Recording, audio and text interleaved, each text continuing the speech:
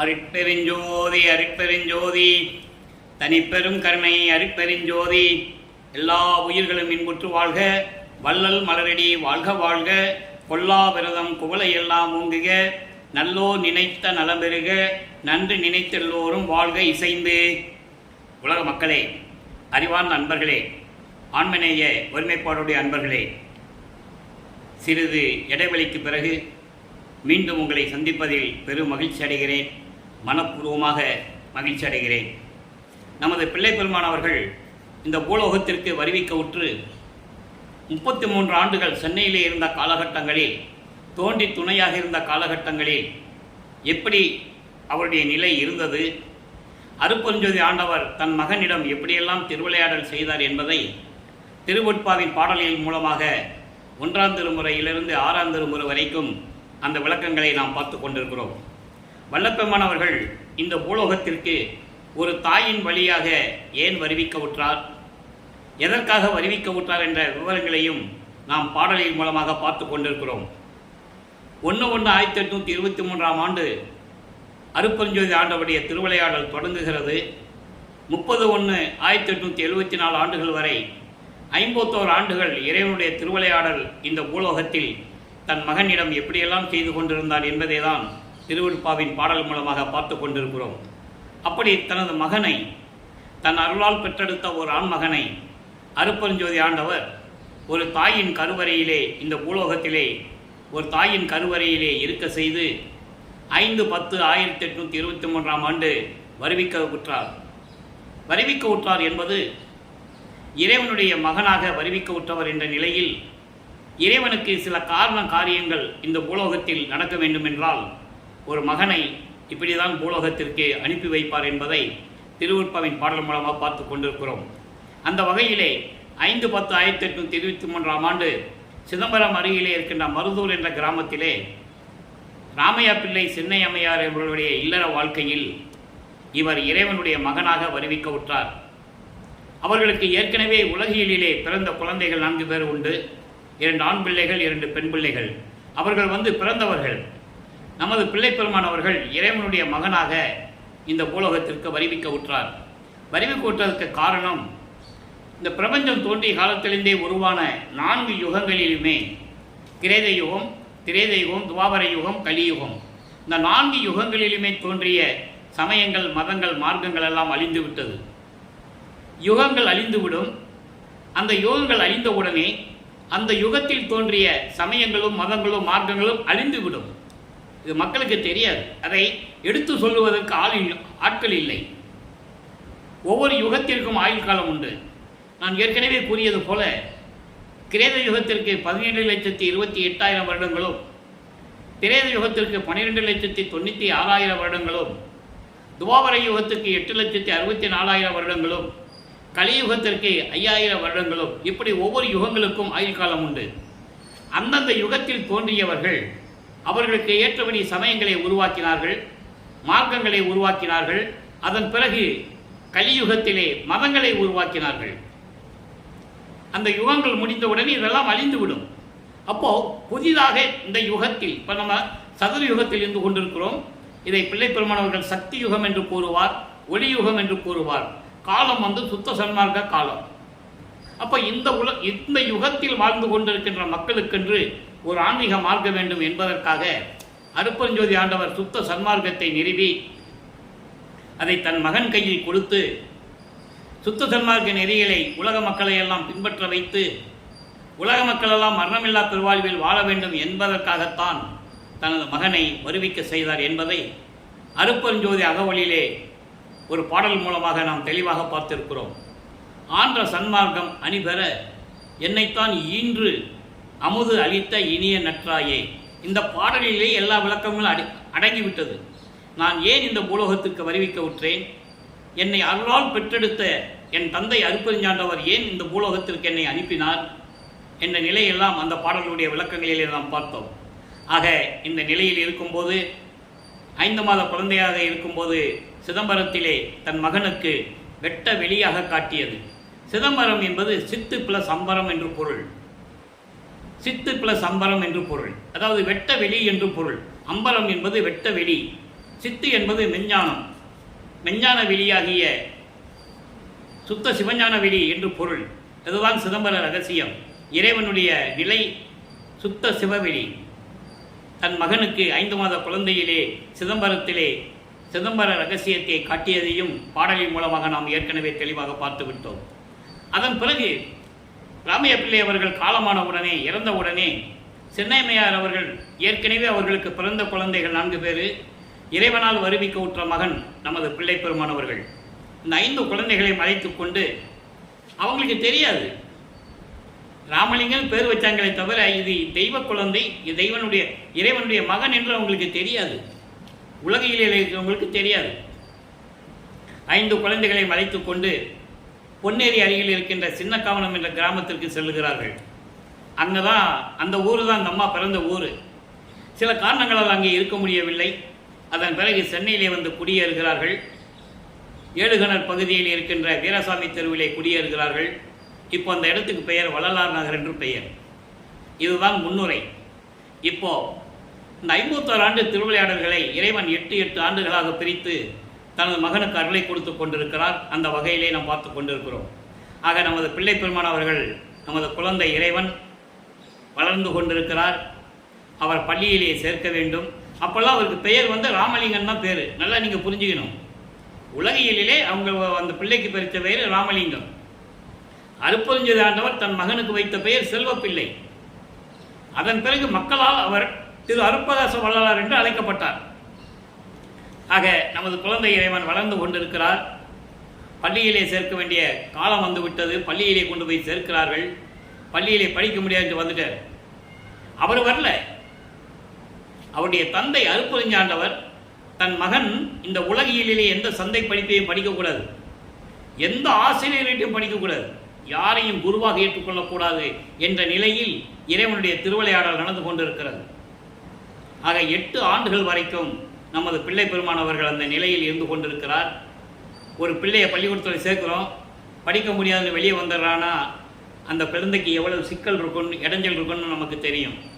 அந்த நிலையில் நமது பிள்ளை பெருமான் அவர்கள் இருந்து கொண்டிருக்கிறார்கள். அப்போ ஒரு தனிமையான ஒரு இடத்தை தேடுகிறார். அப்படி அவருக்கு கிடைச்ச இடமா கந்தகோட்டம் என்ற இடத்தில் இருக்கின்ற ஒரு முருகன் கோயில். அங்கே போய் படுத்துக்கிறார். எல்லாம் எந்திரிக்கிறதுக்கு முன்னால் இவர் போய் எந்திரிச்சு போய் அங்கே போயிடுவார். எல்லாம் தூங்கின பிறகு தான் அங்கேருந்து வருவார். கோயிலெலாம் பூட்டின பிறகு தான் அங்கேருந்து வருவார். இந்த நிலை தொடர்ந்து கொண்டிருக்கிறது. 8 ஆண்டுகள் முடிந்து விட்டது. முதல் 8இல் எந்த விதமான நிலையும் அவருக்கு இல்லை. 9வது ஆண்டு தொடக்கத்தில், அதாவது 2வது 8 பிறகுது, வருவிக்க உற்று 9வது ஆண்டில் அருப்பெருஞ்சாண்டவர் தன் மகன் முன் எழுந்தருளி, மகனே, நீ என் மகன், என் குலத்தின் மூத்த பிள்ளையடா. நீ சில காரியங்களுக்காகத்தான் உனக்கு இந்த பூலோகத்தில் உன்னை நான் வருவிக்க செய்தேன். கவலை வேண்டாம். உன்னால் காரியங்கள் எல்லாம் நடக்க வேண்டியது இருக்கிறது. அதற்கு முன்பருவம் பின்பருவம் காட்டி உனக்கு அருள் செய்வேன் என்று கூறி மறைந்து விடுகிறார். ஞானத்தை மட்டும் பெற்றுக்கொள் மகனை என்று கூறி மறைந்து விடுகிறார். நல்லா கவனிக்கணும். அப்போ அவருக்கு ஞானம் மட்டும்தான் இருக்கும், மெஞ்ஞானம் கிடையாது. பாடல்கள் பாடுகின்ற ஆற்றலை பெற்றுக்கொள்கிறார். இவர் சைவ சமயத்திலிருந்து, சைவ குலத்திலிருந்து வருவிக்க விட்டதனால் சைவ சமயத்தின் தலைவனாகிய சிவபெருமானை இறைவனாக ஏற்றுக்கொண்டுள்ளார். மற்ற நிலையெல்லாம் அவருக்கு மறைப்பு நிலையில் இருக்கிறது. நல்லா புரிஞ்சுக்கணும். நீங்கள் இந்த மறைப்பு நிலைக்கு நான் ஏற்கனவே நிறைய விளக்கங்கள் கொடுத்துருக்கிறேன். அந்த நேரங்கள் வரும்போது அந்த மறைப்பு நீங்கும் போது உலகத்தினுடைய பிரபஞ்சத்தினுடைய உண்மைகள்லாம் அதுக்கு தெரியும், அவர்களுக்கு தெரியும். ஆக இந்த நிலையில் இருக்கும்போது சிவபெருமானை வழிபட்டு கொண்டு நமச்சிவாயா, சிவாயா, ஓம் சிவாயா என்ற மந்திரங்களை சொல்லி சரியை, கிரியை, யோகம் என்ற 12 நிலைகளில் இருந்து கொண்டிருக்கிறார்.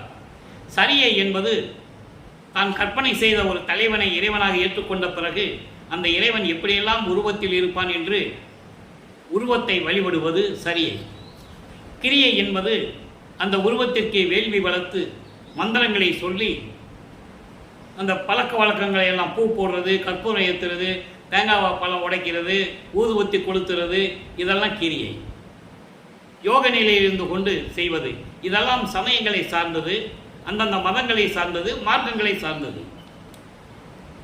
கிரேதிகுத்தில் தோன்றிய கலங்க மார்க்கம் திரேத யுகத்தில் தோன்றிய திராவக மார்க்கம், துவார யுகத்தில் தோன்றிய நவநீத மார்க்கம், கலியுகத்தில் தோன்றிய பஸ்ம மார்க்கம், இந்த 4 மார்க்கங்களும் ஒளிந்து விட்டது. அதன் பிறகு தோன்றிய மார்க்கங்கள் தசா மார்க்கம், சற்புத்திர மார்க்கம், சக மார்க்கம், சமய சன்மார்க்கம். திருநாவுக்கரசர் தச மார்க்கத்தை சேர்ந்தவர், திருஞான சம்பந்தர் சற்புத்திர மார்க்கத்தை சேர்ந்தவர், சுந்தரன் சக மார்க்கத்தை சேர்ந்தவர், வாதவூரான் என்ற மாணிக்க வாசகர் சமய மார்க்கத்தை சேர்ந்தவர். இதெல்லாம் அந்தந்த மார்க்கங்களை சேர்ந்தவர்கள். அவங்களுக்கெல்லாம் சுத்த சன்மார்க்கம் தெரியாது. அருப்பஞ்சாண்டவர் யாருன்னு அவங்களுக்கு தெரியாது. சிவபெருமான் தான் அவங்களுக்கு தெரியும். சைவ சமயம் தான் அவங்களுக்கு தெரியும். அதே போல வைஷ்ணவ சமயத்தை சேர்ந்தவர்கள் திருமாலை ஏற்றுக்கொண்டார்கள், கௌபார சமயத்தை சேர்ந்த முருகனை ஏற்றுக்கொண்டார்கள், காணாபத்தியத்தை சேர்ந்த விநாயகனை ஏற்றுக்கொண்டார்கள், சக்தம் சமயத்தை சேர்ந்த அம்மையை ஏற்றுக்கொண்டார்கள், சௌபாரம் அதாவது சூரியனை வழிபட்டு கொண்டிருந்தார்கள். இதெல்லாம் அந்தந்த மார்க்கங்களை சார்ந்தது, சமயங்களை சார்ந்தது. மதங்கள் என்பது வேறு. உங்களுக்கு தெரியும், யூத மதம், இந்து மதம், சமய மதம், கிறிஸ்துவ மதம், இஸ்லாமிய பல மதங்கள் தோன்றின. இதெல்லாம் மனிதர்களால் உருவாக்கப்பட்டது.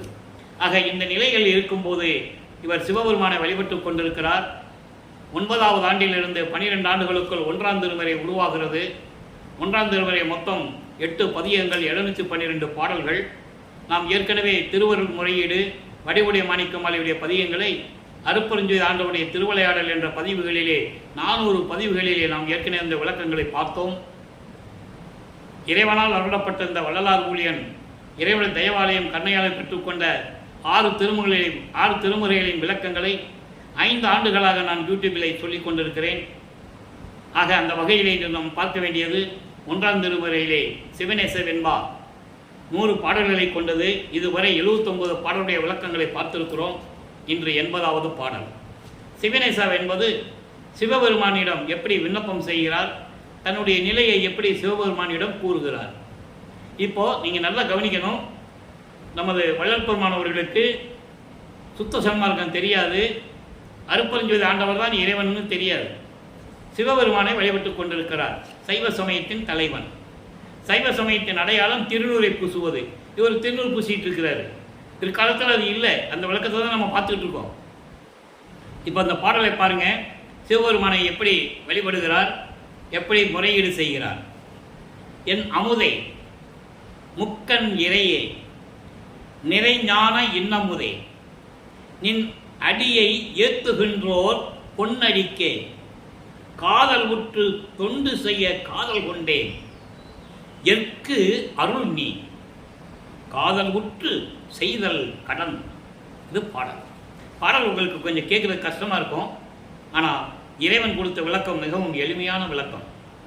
இறைவனை சிவபெருமானை சொல்லுகிறார். நல்லா கவனிக்கணும். இப்போ சிவபெருமான் தான் அவருக்கு கடவுள். அதுக்கு பின்னால் சொல்லுவார், இவங்கெல்லாம் தத்துவத்தின் அடிப்படையில் வந்தவர்கள், கடவுள் நிலைக்கு கீழ்நிலையில் இருக்கின்றவர்கள் சொல்லுவார். அந்த விளக்கத்தை நம்ம இன்னைக்கு பார்க்க போகிறோம். இப்போ என் அமுதே இறைவனை சொல்றார். முக்கண் இறையே, நெற்றிக்கண்ணோடு 3 கண்கள் உடைய இறைவனே, நிறைஞான இன்னமுதே. நிறைஞானம் என்பது நான் ஏற்கனவே இப்போ சொன்னேன். ஞானம் என்பது வேறு, மெஞ்ஞானம் என்பது வேறு. நிறை ஞானம் என்பது மெஞ்ஞானம், பரிபூர்ணமான ஞானம் என்று பொருள். மெஞ்ஞானம் உள்ள இறைவனே, நீ அடியை ஏத்துகின்றோர், உன் திருவடியை வணங்குகின்றவர்களுடைய பொன்னான திருவடிகளுக்கு தொண்டு செய்ய நான் காதல் கொண்டேன், அன்பு கொண்டேன், விருப்பமாக ஏற்றுக்கொண்டேன். எப்படி வேணா நீங்க வச்சுக்கலாம். உன்னை வணங்குகின்ற சிவனடியார்களுடைய பொன்னான திருவடிகளுக்கு தொண்டு செய்ய நான் காதல் கொண்டேன். எற்கு அருள் நீ. எற்கு என்பது எனக்கு நீ அருள வேண்டும். என் காதலை ஏற்றுக்கொண்டு அன்போடு மகிழ்ச்சியோடு எனக்கு அருளை கொடுப்பதற்கு நீ விரைவில் வர வேண்டும். அது உனது கடமை, கடன் என்று சொல்லுகிறார். அது உனது கடமை, நீ செஞ்சுதான் ஆகணும். உன்னால வருவிக்க விட்டவன் என்று சொல்லிவிட்டு மறைந்து விட்டாய். அப்போ இந்த மகனுக்கு நீ கண்டிப்பாக அருள் செய்ய வேண்டும் என்ற நிலையில் இந்த பாடலை நமக்கு அருளியிருக்கிறார்கள். இப்போ வல்லப்பமானவர்கள் 9வது ஆண்டிலிருந்து 12 ஆண்டுகளுக்குள் இருக்கும்போது 1ஆம் திருமுறை உருவாகிவிட்டது. அதன் பிறகு இறைவனிடம் ஞானத்தை பெற்ற பிறகு 13வது ஆண்டில் தொடக்கத்தில் அவர்கள் குடியிருந்த பகுதியிலிருந்து நமது பிள்ளைப்பெருமான் அவர்கள் திருவொற்றியூருக்கு நடந்தே செல்லுகிறார். கால் வலிக்க நடந்து செல்லுகிறார். நல்லா கவனிக்கணும். இறைவனுடைய மகன் என்று தெரியும், வெளியில் சொல்லக்கூடாது, சொல்லவும் முடியாது, சொல்லவும் கூடாது. ஆக இந்த நிலையில் இருக்கும்போது அவர் மனம் அவரை தூண்டி விடுகிறது. மனம் தூண்டி வருகிறது என்று சொல்வதை விட இறைவன் திருவிளையாடல் செய்கிறார். அருட்பெருஞ்சாண்டவர் தன் மகனை திருவொற்றியூருக்கு அழைத்து செல் என்று மனதை தூண்டி விடுகிறார். திருவொற்றியூர் செல்லுகிறார். 2ஆம் திருமுறை உருவாகிறது. மொத்தம் 113 பதிகங்கள், 1207 பாடல்கள். இதுவரையிலும் நாம் 37 பதிகங்களுடைய விளக்கங்களை பார்த்துவிட்டோம். திருவொற்றியூருக்கு போக வேண்டியது, இறைவனிடம் முறையீடு செய்ய வேண்டியது, பதில் இல்லை. அதன் பிறகு திருமலை வாயிலுக்கு போக வேண்டியது, அங்கே போய் முறையீடு செய்ய வேண்டியது, பதில் இல்லை. திருவழித்தாயத்துக்கு போக வேண்டியது, முறையீடு செய்ய வேண்டியது, மனம் உருக உருக பாட வேண்டியது, பலன் இல்லை. அதன் பிறகு திருவழித்தாயத்தில் தான் சொல்லுவார், இனிமேல் நான் வரமாட்டேன், கால் வலிக்க நடந்து வந்து கொண்டிருக்கிறேன், நீ என்ன மகனை எப்படி இருக்கிறாய் என்று கேட்பதில்லை, ஊமை போல நின்று கொண்டிருக்கிறாய், கந்த துணியை கட்டி கொண்டிருக்கிறாய், எனக்கு ஒரு துணியை கூட, நானும் கட்டிட்டு நிற்கிறேன், உலக மக்கள்லாம் பார்க்கட்டும், பெற்ற மகனை தெருவில் விட்டு விட்டானே என்று உன்னை பழி சொல்வார்களே, அந்த பழி சொல்லுக்கும் இழி சொல்லுக்கும் ஆளாகாமல் எனக்கு விரைவில் வந்து அருள வேண்டும் என்றெல்லாம் மனம் உருக உருக பாடுவார். அந்த பாடலுடைய விளக்கங்களை எல்லாம் நாம் பார்த்து விட்டோம். இப்போ 38வது பதிகம் நெடுமொழி வஞ்சி என்ற பதிகம். நெடுமொழி வஞ்சி என்பது மனதை சமாதானப்படுத்தி திருவொற்றியூருக்கு போகலாம் வா என்று அழைத்து செல்லுவது. அதன் பிறகு என் மீது எது பழி சொல்லக்கூடாது நீ என்று மனதிடம் சொல்லுவது போல இந்த பாடலை அருளி இருக்கிறார்கள். இந்த 7வது பாடல்.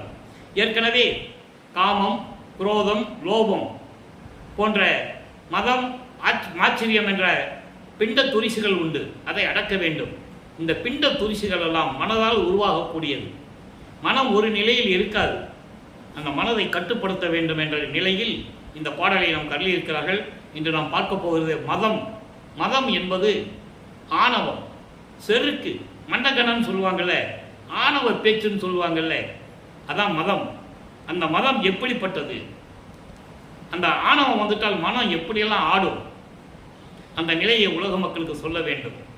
இப்போ பிள்ளைப்பெருமானவர்கள் 16 ஆண்டுகளுக்குள் இருந்து கொண்டிருக்கிறார். நல்லா கவனிக்கணும். நீங்கள் 16 ஆண்டுகளுக்குள் இருக்கும்போது அவருடைய நிலை எப்படி இருந்தது? அதாவது 1824ஆம் ஆண்டிலிருந்து 1823ஆம் ஆண்டு வருவிக்க விட்டார்.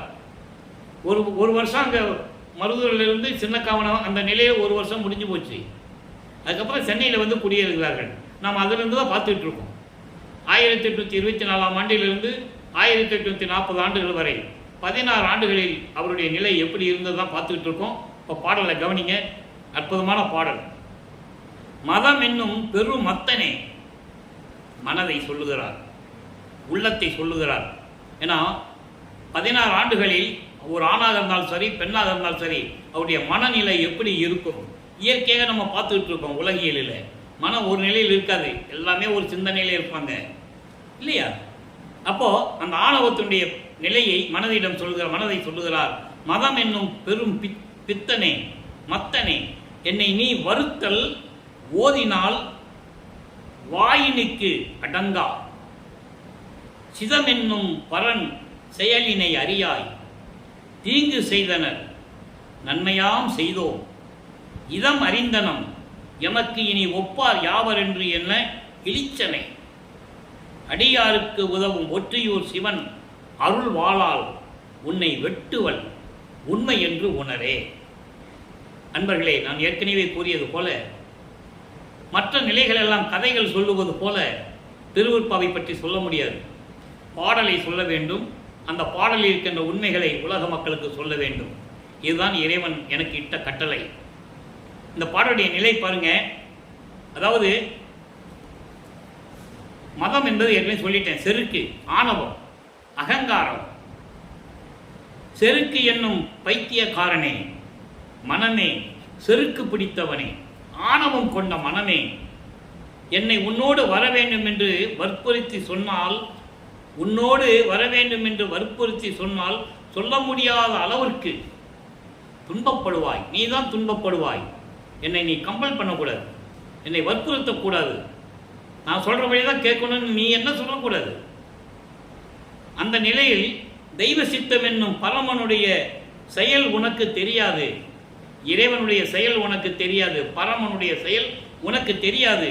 தீங்கு செய்தவர்களுக்கு நன்மை செய்தோம், அருள் நிலையையும் அறித்தோம் என்று நீ சொன்னாய். தீங்கு செய்வது கூட நான் நன்மை தான் செஞ்சிட்டு இருக்கேன் நீ சொல்லிட்டு இருக்க, அது தவறு. உனக்கு நிகர் யாரும் இல்லை என்று எல்லோரையும் ஏளனமாக பேசினாய். மனதிடம் சொல்லுகிறார். மனம் ஆணவமாக இருந்து கொண்டிருக்கிறது. அந்த அகங்காரத்தை, அந்த ஆணவத்தை அடக்க வேண்டும். அதான் மனதிடம் சொல்லுகிறார். உன்னால தான் எல்லாம் வாழ்ந்துட்டு இருக்கான்னு நினச்சிட்டு இருக்க, நீ தான் தீங்கு செய்வதற்கு நன்மை செய்கிறேன்னு நினைச்சிட்டு இருக்க, அது தப்பு. பரமனுடைய செயல் உனக்கு தெரியாது. அதை தெரியாமல் நீ ஆடிக்கொண்டிருக்கிறாய், மற்றவரை எல்லாரையும் ஏளனமாக பேசிக் கொண்டிருக்கிறாய். அடியார்களுக்கு அருளக்கூடிய சிவனுடைய அருளை நான் பெற்றுக்கொண்டு அந்த அருள் என்னும் வாளால், அந்த அருளுடைய சக்தியால், அதான் இங்கே சொல்றார், அருள் என்னும் வாள்னு சொல்றார், அருள் வாள்னு சொல்றார். அந்த அருளை பெற்றுக்கொண்டு அந்த அருளுடைய சக்தியால் உன்னை வெட்டி வீழ்த்து விடுவேன், உன்னை அழித்து விடுவேன், உன்னை ஒழித்து விடுவேன். இதை மட்டும் நீ நன்றாக உணர்ந்து கொள். இது சத்தியம். எனவே ஆணவம் கொண்ட மனமே, அகங்காரம் கொண்ட மனமே அடங்கு. எல்லோரையும் ஆணவத்தில் சிக்க வைத்து எல்லாரையும் துன்புறுத்திக் கொண்டிருக்கிறாய். ஆனால் வெளிப்படையாக நீ இருக்கும்போது சொல்லுகிறாய், நான் தான் எல்லாவற்றுக்கும் நன்மை செய்து கொண்டிருக்கிறேன் என்று சொல்லுகிறாய். அது தவறு. பரமனுடைய செயல் உனக்கு தெரியாது. திருவொற்றியூர் இருக்கின்ற இறைவனுடைய அந்த சிவனுடைய அருளை நான் பெற்றுக்கொண்டு அந்த அருள் சக்தியால், அந்த அருள் என்னும் வாளால் உன்னை வெட்டி வீழ்த்தி விடுவேன், உன்னை அழித்து விடுவேன். இதை உணர்ந்து கொள், இது சத்தியம் என்று கூறுகிறார். ஆக நண்பர்களே, நமது பிள்ளை பெருமான் அவர்கள் 33 ஆண்டுகள் சென்னையில் இருந்து கொண்டிருக்கிறார்கள். அதாவது 4/8 முடிகிற வரைக்கும், 4/8 33 ஆண்டுகள் சென்னையில் இருந்த காலகட்டங்களில் அவர் மக்களோடு மக்களாக எப்படி உலாவிக் கொண்டிருந்தார் சென்னையிலே என்பதை 1ஆம் திருமுறையிலிருந்து 5 திருமுறை வரைகளுக்கும் விளக்கங்களை நாம் பார்த்து கொண்டிருக்கிறோம். இப்போ சுத்த சன்மார்க்கத்தை பெற்ற பிறகு 6ஆம் திருமுறை உருவாகிறது. ஏன் நம்ம திடீர்னு 6ஆம் திருமுறையை சொல்றோம்னா அந்த வேறுபாடு உங்களுக்கு தெரியணும். ஏன்னா வல்லப்ப மாணவர்கள் வருவிக்க விட்டு 203 ஆண்டுகள் ஆகியும் கூட அவருடைய உண்மை நிலையை உலக மக்களுக்கு யாரும் சொல்லலை. அங்கதான் பிரச்சனையே ஆரம்பமாச்சு. எல்லா உண்மைகளையும் மூடி மறைச்சிட்டாங்க, மண்மூடி புதைச்சிட்டாங்க. வல்லப்பவனை பற்றி சொல்லாம யாரும் விட்டுட்டாங்க. அதை இந்த வள்ளலார் ஊழியன் இறைவனுடைய அருளால் இந்த விளக்கங்களை உங்களுக்கு கூறிக்கொண்டிருக்கிறேன். சமயங்களில் இருக்கும்போது எந்த நிலை இருந்தது, சுத்த சன்மார்க்கத்தை பெற்ற பிறகு 6ஆம் திருமுறை உருவாகிறது. மொத்தம் 150 பதிகங்கள், 2552 பாடல்கள். எப்படி 5 திருமுறைகளுக்கும் 2400 பாடல்கள் இருக்கிறதோ அதே போன்று 6ஆம் திருமுறைக்கு மட்டும் 2552 பாடல்கள் என்பது குறிப்பிடத்தக்கது. ஏன்னா அந்த 5 திருமுறைகளுடைய பாடல்களுக்கு முழுமையான விளக்கம், சுத்த சன்மார்க்க விளக்கம் 6ஆம் திருமுறையில் இருக்கிறது. இப்போ சுத்த சன்மார்க்கத்தை பெற்ற பிறகு அங்கே சிவபெருமானு பேர் வராது, நமச்சிவாயன் வராது, சிவாய நமன் வராது, உருவ வழிபாடே வராது. அப்போ அருட்பெருஞ்சோதி ஆண்டவர் தான் உண்மையான இயற்கை உண்மை விளக்க கடவுள், உண்மை கடவுள், தனித்தலைமை பெரும்பதி என்றெல்லாம் கூறுவார். அப்போ சுத்த சன்மார்க்கத்தை பெற்ற பிறகு அவருடைய நிலை எப்படி இருந்தது, இறைவனுடைய மகன் என்ற நிலை அவருக்கு எப்படி இருந்தது என்ற நிலையை உலக மக்களுக்கு சொல்ல வேண்டும். 6ஆம் திருமுறையிலே ஆரம்ப கட்டங்களில் எப்படி சமயங்களில் இருக்கும்போது ஆரம்ப காலகட்டங்களில் எப்படியெல்லாம் பாடலுடைய விளக்கங்களை பார்த்து கொண்டிருக்கிறோமோ அதே போல சுத்த சன்மார்க்கத்தை பெற்ற பிறகு ஆரம்ப காலகட்டங்களில், அதாவது பதிகம் 25 அனுபோக நிலையம் என்ற பதிகம் இருக்கிறது. அதிலே 7வது பாடல், 2ஆம் திருமுறையிலே 7வது பாடலுக்கு 6ஆம் திருமுறை 7வது பாடலுக்கு பரிபூர்ணமான விளக்கம் உண்டு. ஏதும் ஒன்று அறியா, நல்லா கவனிக்கணும், அவர் இறைவன் எப்படி ஆட்கொண்டார். அங்கே என்ன சொல்லுவார்னா ஆண்டாறு 3 ஆண்டில் ஆட்கொண்ட அருள் கடலேன்னு சொல்லுவார். சுத்த சன்மார்க்கத்தை பெற்ற பிறகு அவருடைய நிலை என்ன என்பதை இந்த பாடலிலே தெளிவாக கூறியிருக்கிறார்கள். நல்லா கவனிக்கணும். ஏதும் ஒன்று அறியா பேதையாம் பேதையாம் பருவத்து பேதையாம் பருவத்து குழந்தை பருவம். பேதை பருவம் என்பது எதுவும் தெரியாத பருவம். குழந்தை பருவம், தெருவில் விளையாடி கொண்டிருக்கின்ற பருவம், சிறுவர்களோடு விளையாடி கொண்டிருக்கின்ற பருவம். அந்த பருவத்து என்னை ஆட்கொண்டு, அவரை ஆட்கொண்டது சொல்லிட்டாரா? இது சொல்லணும் மக்கள்கிட்ட, அப்பதான் மக்களுக்கு தெரியும். எல்லாமே புராணங்களிலும் காவியங்களிலும் நிகழ்ச்சிகள் எல்லாம் சொன்னார்கள். திருவெண்பாவை யார் சொன்னது? திருவெண்பா பற்றி யாருமே பேசுறது இல்லையே. அதான இங்க பிரச்சனை. அப்போ நான் தெருவில் விளையாடி கொண்டிருந்த அந்த பருவத்தில் என்னை ஆட்கொண்டு, 9வது ஆண்டில் ஆட்கொண்டு, என்னை உவந்து ஓதும் இன்மொழியால் பாடவே பணித்த ஒருவனே அண்டர்லைன்.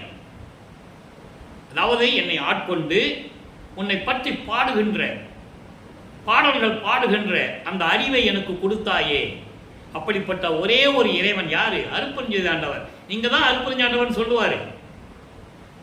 அப்போ அப்படிப்பட்ட ஒருவனே என் உயிர் துணைவா, என் உயிருக்கு துணையாக இருக்கின்ற இறைவனே, வேதமும் பயனும் ஆகிய பொதுவில் விளங்கிய, வேதங்கள் போற்றக்கூடிய, உன்னால் பயனடக்கூடிய வேதங்கள்,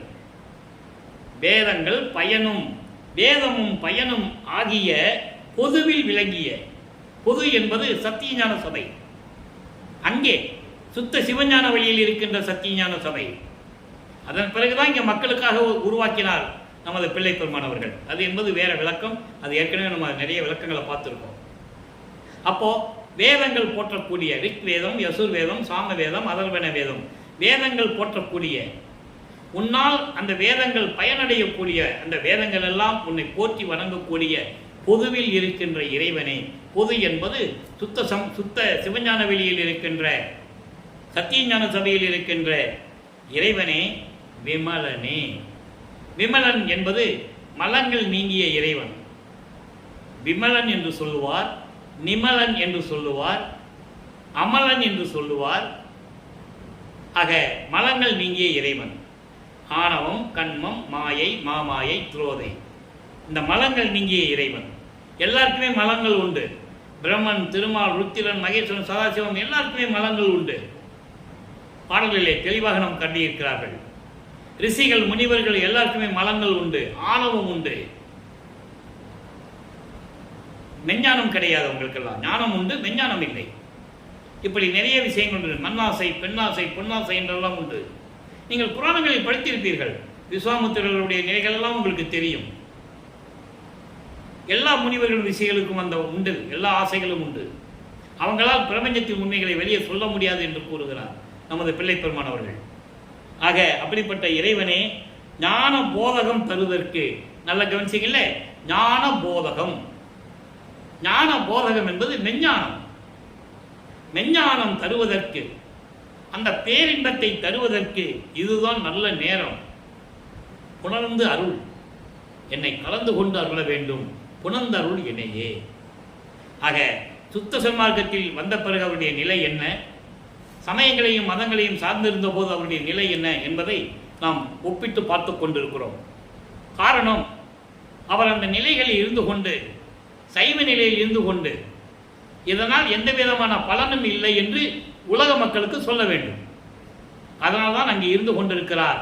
அங்கே அருட்பெருஞ்சாண்டவர் தன் மகனை இருக்க செய்து திருவிளையாடல்கள் புரிந்து 32வது ஆண்டில் பரிபூர்ணமாக ஆட்கொண்டு சுத்த சன்மார்க்கத்தை கொடுத்து தன் மகனுக்கு சாகா கலையை கற்றுக் கொடுத்து மீண்டும் இந்த பூலோகத்திற்கு அனுப்பி 6ஆம் திருமுறையை உருவாக்குறதுக்கு தன் மகனுக்கு கட்டளையிடுகிறார். அதுதான் சுத்த சன்மார்க்க நெறிகளை பின்பற்றக்கூடிய நூல் 6ஆம் திருமுறை என்பதை நீங்கள் புரிந்து கொள்ள வேண்டும். ஆக இறைவனிடந்து எப்படி அருளை பெற்றுக்கொண்டார், அந்த அருள் எப்படிப்பட்டது, யாரும் இதுவரைக்கும் கூறாதது. திருநாவுக்கரசரிலிருந்து, திருஞான சம்பந்தரிலிருந்து, சுந்தரனிலிருந்து, மாணிக்கவாசலிருந்து எல்லாம் இறைவனை பற்றி பாடினார்கள். அவர்களுடைய சமய தலைவனாகிய சிவபெருமானை பற்றி பாடினார்கள். சிவபெருமானிடம் அருளை பெற்றுக் கொண்டார்கள். அதன் பிறகு அந்தந்த காலகட்டங்களில் முக்தி அடைந்தார்கள். முக்தி என்பது ஒரு நிலை.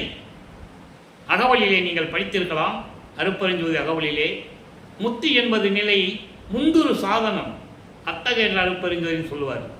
முத்தி என்பது ஒரு நிலைதான், அதுக்கு பிறகு ஒரு படி இருக்கிறது, அதுதான் சித்தி. சித்தி என்பது நிலை சேர்ந்த அனுபவம், அத்தகைய அருட்பெருஞ்சோதி.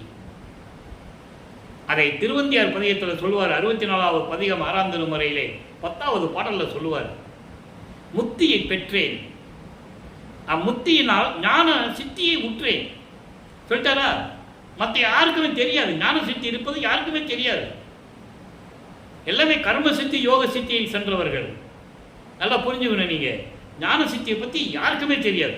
இந்த பிரபஞ்சத்தில் எத்தனையோ ரிஷிகள், கோடான கோடி முனிவர்கள், ரிஷிகள் எல்லாம் தோன்றினார்கள், அவங்களுக்கு ஞான சித்தி தெரியாது.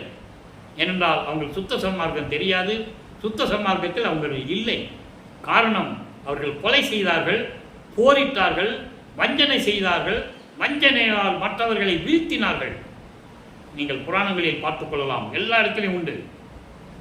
ஒருத்தரை அழிக்கணும்னா ஒரு முனிவர் தவம் இருப்பார், அவங்களுக்கு ஏற்றபடி பிரம்மனையோ இந்திரனையோ சிவபெருமானையோ யாரையோ நினைச்சு தவம் இருப்பாங்க, அருளை பெற்றுக்கொண்டு எதிரியை கொண்டு போய் வீழ்த்துவான். சுத்த சன்மார்க்கம் அதல்ல. வருடக்கணக்கில் கற்பங்கள் பல கோடி சென்றாலும் தவம் இருந்தவர்கள் எல்லாம் உண்டு. அவர்களால் என்ன பலன் இந்த பூலோகத்திற்கு, மக்களுக்கு என்ன பலன், அதை நீங்க சிந்திக்கணும். தானே யாரும் ஜெயிக்கக்கூடாது, நான் தான் முதல்வன் என்ற நிலையில் இருக்க வேண்டும்.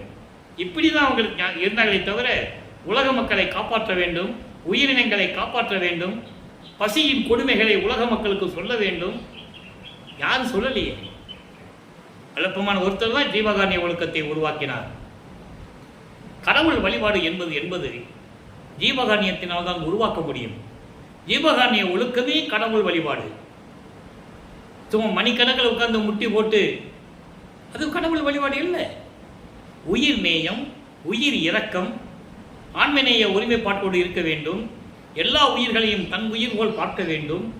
உயிர்களை கொலை செய்யக்கூடாது. அப்படி கொலை செஞ்ச அந்த உயிர்களுடைய பிணத்தை நாறுகின்ற துர்நாற்றம் பிடித்த அந்த உடம்பை தன் உடம்புக்கு உணவாக எடுத்துக்கொள்ளக்கூடாது. இதெல்லாம் யார் சொன்னது? யாருமே சொல்லலை. இவர்தான் கூறுகிறார், தனி மனிதனுடைய ஒழுக்கம் வேண்டும். எந்த புராணத்திலையும் தனி மனிதன் ஒழுக்கத்தை பற்றி சொல்லவே இல்லை. ஆக இந்த நிலையில் இருக்கும்போது வல்லப்பமான்கள் வருவிக்க விட்டதற்கு காரணமே தான் உலக மக்களை எல்லாம் சுத்த சன்மார்க்கத்தில் இணைத்து அவங்களுக்கெல்லாம் மரணமில்லா பெருவாழ்வை கொடுத்து இன்புற்று வாழ வேண்டும் என்பதற்காகத்தான் நமது பிள்ளை பெருமானவர்கள் இந்த பூலோகத்திற்கு ஒரு தாயின் கருவறையிலே இருந்து இந்த பூலோகத்திற்கு வருவிக்க விட்டார் என்பதை நான் பதிவு செய்ய கடமைப்பட்டிருக்கிறேன். எனவே அன்பர்களே, நீங்களாம் சுத்த சன்மார்க்கத்தில் இணைந்து, சுத்த சன்மார்க்கம் என்பது சைவ நெறி மார்க்கம், வேறு ஒன்றும் இல்லை. இறைவன் ஒருவன் என்ற ஒரு நிலை, அவன் ஜோதி வடிவில் இருக்கின்றான். அவர்தான் அருட்பெருஞ்சோதி ஆண்டவர். அவருக்கு உருவம் இல்லை. சைவ நெறியில் இருக்க வேண்டும். மாமிச உணவுகளை உட்கொள்ளக்கூடாது. உயிர் இரக்கம் பெற வேண்டும். உயிர் இரக்கம் யாருக்கு இருக்கும்? சுத்த சன்மார்க்கத்தில் இருக்கணுக்கு தான் இருக்கும், வேறு யாருக்கு இருக்காது. எனவே நீங்கள் சுத்த சன்மார்க்கத்தில் இணைந்து அருட்பெருஞ்சோதி ஆண்டவரை வணங்கி, அருட்பெருஞ்சோதி அருட்பெருஞ்சோதி தனிப்பெருங்கனை அருட்பெருஞ்சோதி என்ற மகாமந்திரத்தை சொல்லி இறைவனுடைய அருளையும் செல்வங்களை எல்லாம் பெற்றுக்கொண்டு இந்த வையகத்திலே நீங்கள் வாழ்வாங்கு வாழ வேண்டும். நோயற்ற வாழ்வில் நீங்கள் வாழ வேண்டும். மரணமில்லா பெருவாழ்வில் நீங்கள் வாழ வேண்டும் என்ற நோக்கில் இறைவனுடைய தயவாலையும் கருணையாலையும் இறைவனுடைய ஆசி பெற்றவன் என்ற வள்ளலார் ஊழியன் என்ற அடிப்படையில் உங்களை வணங்கி வாழ்த்தி விடைபெறுகிறேன். நன்றி, வணக்கம். அருட்பெருஞ்சோதி அருட்பெருஞ்சோதி தனிப்பெரும் கருணை அருட்பெருஞ்சோதி. நாளையும் இறைவனுடைய திருவிளையாடல்களுடைய விளக்கங்கள் வரும். கேட்டு மகிழ்ந்து இறைவன் அருளை பெற்றுக்கொள்ளுங்கள்.